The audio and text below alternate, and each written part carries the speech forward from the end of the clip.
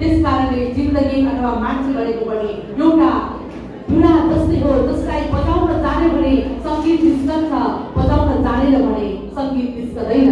यसैले मानव सभ्यताको पहिचान भनेको यस सारङ्गी रूपी जीवनलाई सुन्दर धुन बनाएर निकाल्नु रहेछ। र यसै अर्थमा नेपाली कला साहित्य डटकम प्रतिष्ठानद्वारा आज 15 वर्ष भइसकेको छ, 14 वर्ष भइसकेको छ र हामीले देशका विभिन्न भागमा यात्रा गर्दै राजधानी र स्थानीय प्रतिभाहरूको एउटा भेटघाट, साँच्चै भन्ने हो भने धेरै ठुलो कुनै आकांक्षा छैन, सद्भाव राख्ने र सिर्जना गर्ने, कविता सुन्ने र सुनाउने, माया साट्ने, यति मात्रै हो। र ताकि हामी एउटा समाजमा बस्दा सिंहको इन्द्रेणी, टुक्रिएको इन्द्रेणी होइन, सिंहको इन्द्रेणी बनेर समाजलाई सजाउन सकियोस्। कुनै यहाँ हाम्रो लागि गन्तव्य जहिले पनि देश, बाटाहरू फरक फरक छन्, हिँड्ने बाटाहरू, तर पुग्ने ठाउँ एउटै हो, त्यो हो देश। र हाम्रा सोचाइहरू मनपराइहरू फरक हुन सक्छन्, तर हाम्रो उद्देश्य जनता सधैँभरि केन्द्रमा छन्, सबैको नै।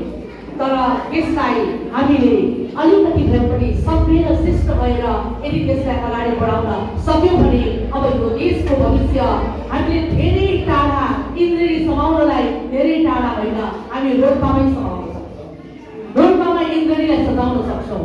र यसरी रोल्पाको सन्दर्भ मैले यस कारणले गाँसे कि यहाँका स्रष्टाहरू, यहाँका राजनीतिक व्यक्तित्वहरू, यहाँका सम्पूर्ण समाजसेवीहरू मलाई चाहिँ एउटा इन्द्रेणी जस्तो लाग्यो, जहाँ विभिन्न रङ्गहरू छन् तर एकसाथ यति राम्रोसँग मिलेको मैले सायद मैले देखेकी छुइनँ।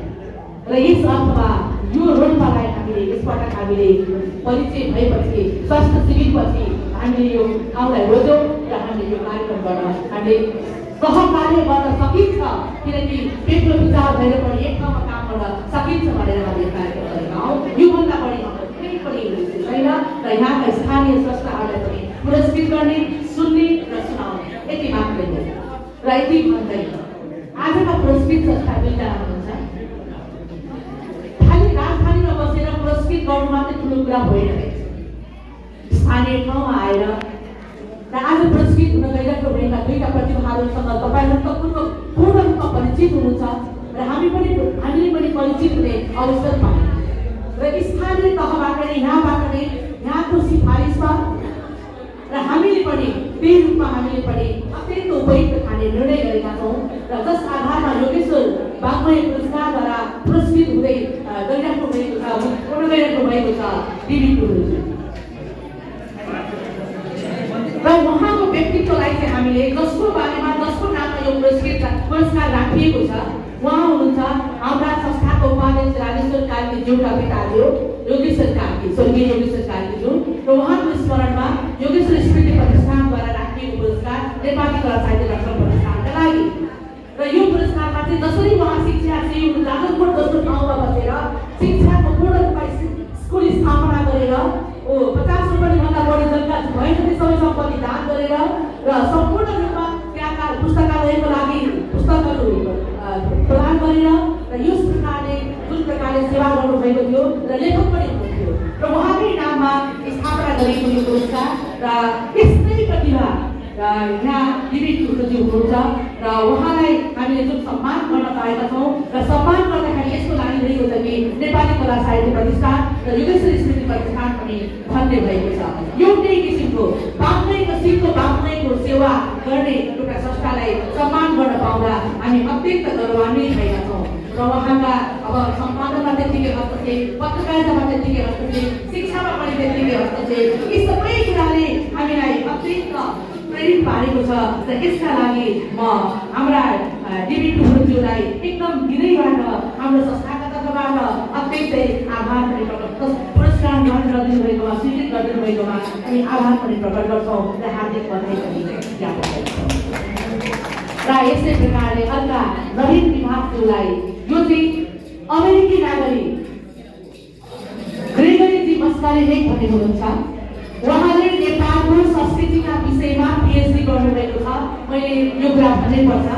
तर उहाँले हाम्रो नेपालको संस्कृतिमा काम गर्ने एउटा विशिष्ट गाउँघरका व्यक्ति सहरमा बसेर गाउँमा बसेपछि उहाँलाई पुरस्कृत गर्नुको लागि उहाँले चाहिँ अक्सिजन पुरस्कार दिनुभएको छ 6 लाख रुपियाँको।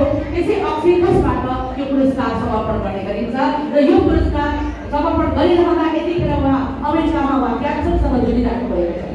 तर यही खबर हामी छिटोभन्दा छिटो सुनाउन चाहन्छौँ कि उहाँले हामीले तपाईँको नाममा राखेको पुरस्कार समर्पण गर्यौँ भनेर सुनाउन चाहन्छौँ।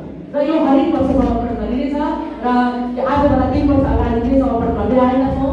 र यो पुरस्कार पाउनुहुने अर्का स्रष्टा हुनुहुन्छ नवीन विभागज्यू, जसले चाहिँ अब गायनको क्षेत्रमा र उहाँले चाहिँ एउटा युद्धको संवेदनलाई पनि र युद्धोत्तर संवेदनलाई पनि निकै सही रूपमा आफ्ना सृजनामा टिप्न सक्षम स्रष्टा मान्छु म उहाँलाई। र उहाँको कथा निबन्ध गजल खास गरी कथा त्यसमा चाहिँ लोकगीतको सङ्कलन संयोजन आदि जुन प्रकारले गर्नुभएको छ सम्पूर्ण दृष्टिकोणले उहाँको पुरस्कार ग्रेगरी कला संस्कृति पुरस्कारको लागि असाध्यै उपयुक्त मान्छेको नाम चयन गरी हामीलाई सिफारिस गरिदिनु भएकोमा यहाँको स्थानीय सबै पदाधिकारीहरूलाई हामी जो सङ्कलन हुनुहुन्छ हार्दिक धन्यवाद दिँदै यो पुरस्कार ग्रहण गरी स्वीकार गरिदिनु भएकोमा नवीन विभागज्यूलाई पनि हार्दिक धन्यवाद दिन चाहन्छु र उहाँलाई हाम्रो संस्थाको तर्फबाट पनि हार्दिक बधाई दिन चाहन्छु।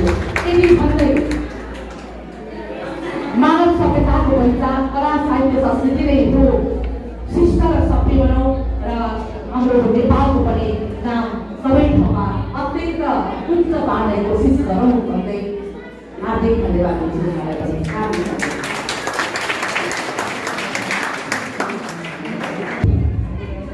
नेपाली कला साहित्य जगत प्रतिष्ठानबाट प्रसिद्ध संस्था मोमिलाज्यू उहाँले पुरस्कृत संस्था संक्षिप्त परिचय दिनुभएको छ। संक्षिप्त चर्चा